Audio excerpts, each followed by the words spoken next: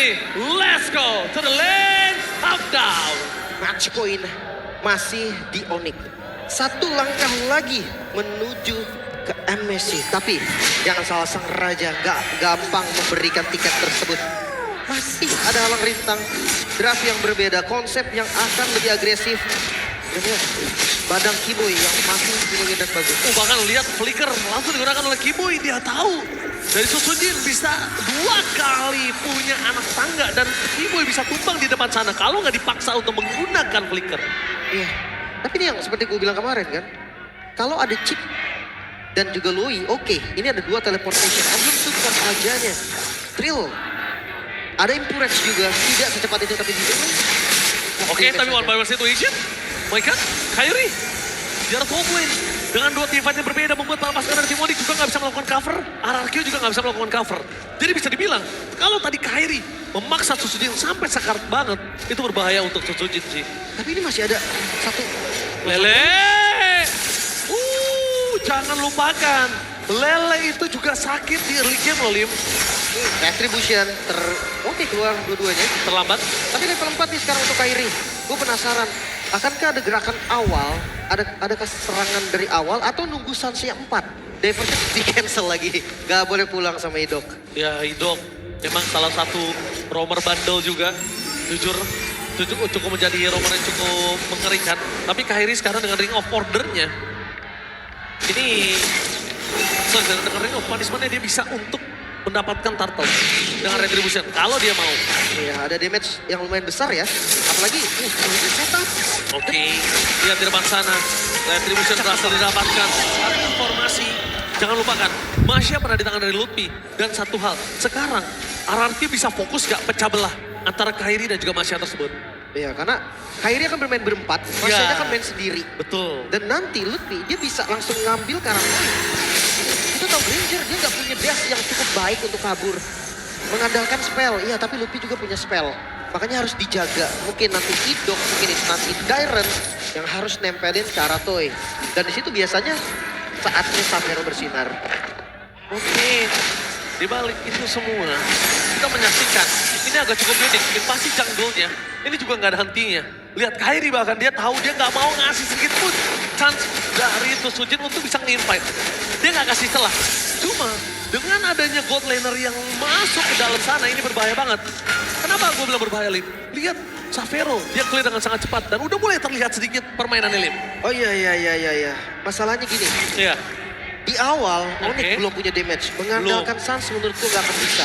Satu item setidaknya dari Lutfi diajak tim fight baru bisa. Nah, Lutfi ini terlihatnya juga sedikit-sedikit gitu loh. Berbahaya, gak maksimal. Kalau dia terlihatnya maksimal mungkin bisa dikomit. Tapi karena kelihatannya oke muncul, gak ada sebentar, hilang lagi, split, muncul, hilang sebentar. Jadi untuk RRQ dengan tidak adanya Loi atau tidak adanya chip, dia nggak bisa respon cepat. Belum kelihatan semua ya. Dari powernya atau potensinya sebenarnya udah mulai kelihatan. Iya. Tapi itu kalau udah jadi item pertama. Tapi kalau ini jadi kunci loh. Tapi kalau kita lihat Lim, sambil kita menyaksikan, visionnya jelas. Kalau Lui-nya dapat, kalau Lui-nya nggak dapat vision, ini nggak jelas sama sekali. Oh Lele. Nah, connect. Dan hati-hati loh. Target dari Diversion bisa jadi tidak ada initial trap-nya. Heptasis sudah jadi. Tapi kondisi kali ini, walaupun kita melihat RRQ awal jalannya mulus, tapi beat to the late game jangan sampai dilupain Lim. Jadi yang Diversion. Oke, langsung ada dispersion di belakang sana. Lutfi menuju ke arah Susujin. Dizoning out begitu saja. Tapi nampaknya Kiboy hampir termakan. Para pasukan dari tim RRQ mendapatkan Lutfi. Dan bahkan Lutfi melakukan distraction dengan sangat manis. Tapi sedikit sayang. Retribution Kairi. What a steal total from Kairi. Sebenarnya yang setup Onyx juga loh. Dan distraction dari Lutfi tadi gak sempat ternyata membeli waktu sampai turtle diamankan. Dan Savero balikin kadang. Ya, bisa kita lihat buying time yang diberikan lama. Tapi cuma cukup sebentar waktu mereka mendapatkan turtle, nggak bisa panjang. Iya. Karena Lutfi-nya juga nggak tahan lama sebenarnya, Ju. Dia 1 bar HP langsung hilang. 2 bar. Dan tadi sampai spellnya loh yang dibuka. Flickernya udah nggak ada. Ya walaupun positifnya memang turtle untuk Onyx. Tapi meskipun begitu, lihat di depan sana. Toy bakal dipasang Kiboy. Flicker for defensive masih berhasil diselamatkan. Membuat Toy tidak bisa ditumbangkan. Tapi jangan lupakan kayak ini menjadi penjatuh. kejam. No Flicker dan Kyrie. Demon Judgment. Satu hukuman yang berhasil dimiliki dari seorang Kyrie terhadap Toy. Membuat Toy tertunduk lemas tak berdaya. Tapi di sisi lain ada Ludwig juga yang tumbang nih. Continuous damage yang pasti. Sujin bisa menumbangkan darah Ludwig yang begitu banyak. 3 bar HP. Bersama dengan Dairon. Tsunami Slam Commit. Ternyata perhitungannya matang. 1 tukar 1 walaupun ya kalau ngomongin rugi lebih rugi RRQ karena yang hilang Toy. Iya, tapi melihat dari Lutfi memang bukan di early game, powernya di arah mid or late game dia cuma cukup jadi ini doang, cannonball. Udah dia cukup boom meledak sekali, lanjut atau enggak, yang penting targetnya tumbang. Iya, iya. That's it. Tuker ya. Even dia tumbang setelah itu pun nggak masalah. Nggak masalah, emang itu tugasnya. Cannonball, 1 kali tembakan yang penting meledak, pastikan dapat 1 poin. Ya tinggal targetingnya aja nih. Entah Toy, entah Sujin. Menurut gue dua-duanya ini bisa banget untuk ditarget. Malah menurut gua, kalau Dairon muncul depan hidungnya aja bisa dikomit. Tapi agak berat sih jujur Dairon. Dia experience, dia punya level yang cukup sebenarnya untuk grow. Tapi dari arah mid lane, jujur dari keduanya sama-sama nggak punya high ground ya. Seperti yang tadi game sebelumnya juga. Mereka mengandalkan team fight, mereka mengandalkan initiate. Dan Kaja dari Kyrie masih belum terlihat untuk defense-nya sempurna. Oke, tapi nampaknya depan sana langsung coba dipasang dengan Tsunami Slam. Tapi ternyata Sujin dengan Kimo yang terlalu lembut di depan sana berhasil ditumbangkan oleh para pasukan dari tim RRQ. Pertukaran bahkan kali ini tidak terjadi. Turtle di tangan dari tim RRQ, 1100 gold difference. Ini menandakan dari Cannonball mereka belum siap dirakit. Meriam mereka belum siap. Oke. Tapi gini nih, kalau misalkan masuk di mid game, justru power dari RRQ ini akan lebih menurun. Karena dari Onyx-nya akan meningkat. Damage dari Lutfi yang udah punya item, damage dari Savera yang udah punya item. Sekarang Dairon mau ada item atau enggak, dampaknya akan berbeda ketika pick off aja. Yes. Toy dan juga Sujin, damage dealer mereka yang harusnya 2 item tuh udah bisa online. Oke, tapi kita bakal menyaksikan di mana map control jujur Onyx masih pegang kendali. Sekalipun kondisinya Onyx kalah 800 atau 1000 gold, map control mereka cukup baik. Tapi lihat RRQ, gue senang banget sih sama trap yang ditaruh oleh Rins. Itu seakan-akan memang ngebuka dan ngedeteksi tapi Savero. Oke, Savero terlihat dan di comment begitu saja Avatar of Guardian berhasil didapatkan tapi lelenya gagal. Informasi yang sangat mahal, no revive for this time. Iya, terlalu jauh sih tadi. Sebenarnya mau di backup juga, tapi nggak bisa yang terlalu komit. Apalagi lihat dari Lutfi yang masih belum mau join. Ke arah Blade of Despair ya untuk item kedua sangat cocok sih. Kyrie, Thunderbolt dan sisi lain. Tsunami Slam, tanpa ada komit, mereka tidak bisa mendapatkan apapun. Tapi kalau di komit, sekalipun Kibo yang paling keras itu bisa dimakan. Nah, meskipun dengan ada Kibo yang mereka dapatkan, selama kondisinya mereka tidak memiliki map control, objektif netral pun gak bisa mereka komit, Lin. Iya. Itu akan terjadi untuk kesekian kalinya backdoor. Apalagi mereka punya Lutfi, Onyx. Benar.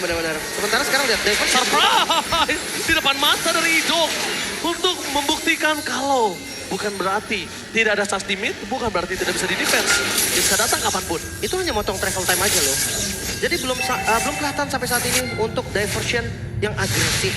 Masih belum terlihat itu untuk pick off diversionnya. Mereka bisa lempar Lutfi mungkin. Kalau memang kurang mungkin bawa bareng sama Kyrie-nya.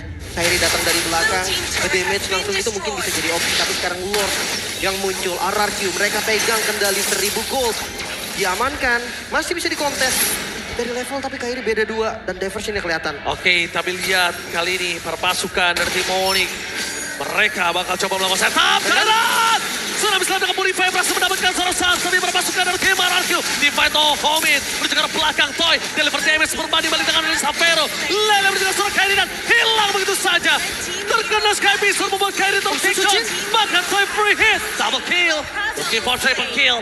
Dan membuat perpasukan dari tim RRQ dan juga Onyx kehilangan 2 jungler menandakan objektif masih berdiri tegak gagah menantang. Oh hati-hati Savero, damage dari Toy yang sangat terasa midnya berhasil dibongkar Onyx. Mereka kembali ada di posisi yang terancam. Team fight yang kembali diunggulkan oleh RRQ, pertukaran yang gak adil untuk Onyx bahkan sekarang. Dengan vision yang lebih luas, RRQ mereka bisa pegang kendali, Lord bisa mereka setup kembali. Akhirnya RRQ, sang raja, berhasil mendapatkan vision yang jelas dengan adanya mapping control di hadapan teman yang selalu dikontrol oleh Sujin. Itu memberikan segalanya. Tapi lihat, di balik sana, dengan adanya informasi yang cukup mahal dan Keyboy terdeteksi. ditangkap begitu saja instant kill. Membuat permusuhan dari tim Onyx memilih harus mundur apa retribution from Kairi. What a steal load from Kai. Dan tapi di depan sana Lutfi tidak akan ada cara untuk pulang. Nowhere to run Lutfi. Gak bisa kabur, tapi seenggaknya Lord ini menambah nafas dari Onyx. Spawn sesaat lagi. 3 member dari Onyx yang tersisa melawan 5, tapi Ring of Punishment plus Retribution. Kembali lagi, ingat di saat zaman Kaja bersinar sebagai roamer, Kaja salah satu roamer yang aktif untuk steal objektif dengan Ring of Punishment-nya. Iya. Kelihatan juga dari Osavero. Langsung ada Tsunami Slam. Banget purify-nya. Tapi nggak masalah. Dengan kondisi mereka yang memiliki Lord itu nggak masalah. Bahkan itu menandakan informasinya kalau Onyx tinggal ngeredam agresivitas mereka. Tapi kalau lu perhatikan dari goldnya, ini malah untung RRQ. 1.500 dari gold keuntungannya sekarang naik jadi 2.200. Dan pertanyaan adalah gimana cara Onyx untuk melakukan push? Gak ada purify untuk Savero. Artinya Savero bisa menjadi target utama nih. Entah itu direct, entah itu hidup. Tapi lihat distraction dilakukan apa target dia. Hidung dari belakang sana berhasil menutup jalan para pasukan dari tim Onyx. Dengan adanya diversion dan itu dia. Sas, Sur, and Travel berhasil menyelamatkan Onyx dari gempuran yang mereka miliki. Tapi mereka lupakan di arah top lane. RRQ. Minimap tidak terlihat akibat team fight yang cukup besar. Dan dengan adanya Lord di bawah menit 12 dapetin 1 turret base itu mahal harganya. Dan worth it ditukar oleh Savero. Itu dia, apalagi next Lordnya ada di bawah. Artinya top lane ini akan jadi pressure terus menerus dari super minion Onyx. Dan ya, goldnya memang masih dipegang Onyx. Mereka harus hati-hati, mereka harus sadar team fight gak bisa diunggulin. Malefic Roar udah jadi, crossing ternyata. Gue kira tadi Legend Sword-nya mau dijadiin Blade of Despair. Berarti mereka miskalkulat, mereka kira dengan adanya Holy Defense, Lord-nya selesai. Tapi kayaknya Lim, ada gap antara minion dan Lord. Jadi minion yang pertama memecahkan Holy Defense, Lord jadi kenanya sedikit doang. Bisa jadi juga. Tapi yang pasti ya, satu best turret-nya hilang. Jangan lupa nih, untuk Farman tadi kejadian anomali. Tsunami Slam, 65 damage, berhasil mendapatkan 1 dengan avatar Fugado. Tapi Covid begitu saja dan Sojin berhasil mendapatkan Savero.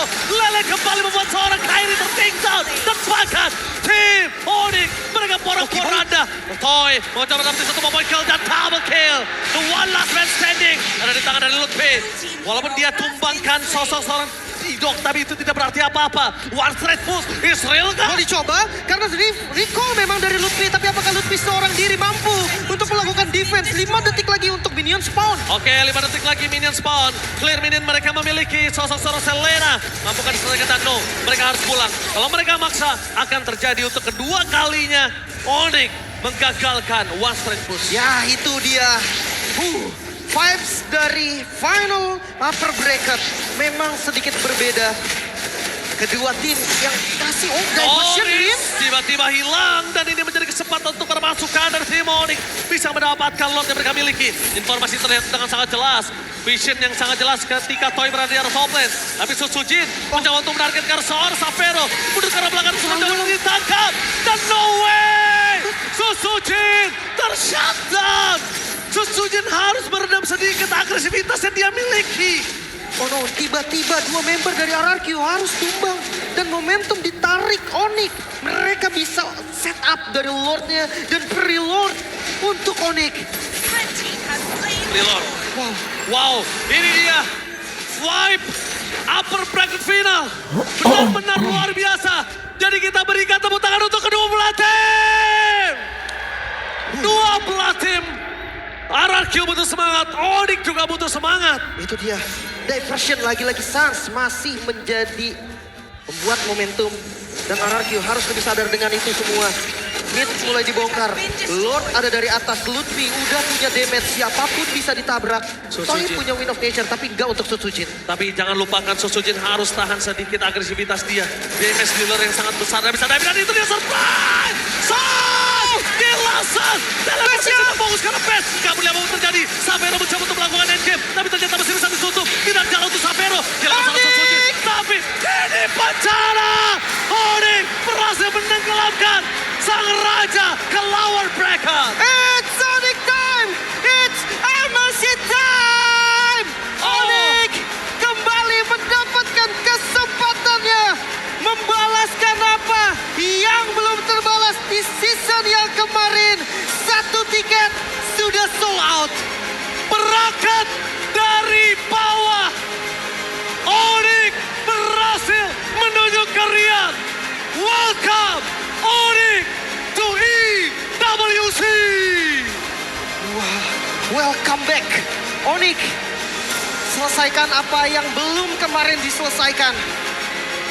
Mungkin Onyx memang Latin, tapi kali ini Onyx membawa harapan dari seluruh tim lain, dari satu region kita Indonesia. Karena tiket pertama sold out untuk sang Raja Langit. Wow, tapi satu kredit yang tidak boleh kita lupakan. Satu sosok yang kembali lagi ke Onyx, terbang dari Filipina, Baba Yeba, Ivek, membuat Onyx terbang from Jakarta, goes to Riyadh, Saudi Arabia. Perjalanan yang gak mulus banget, tapi terbilang lancar. Onyx hanya selalu tercuri di game yang ketiga.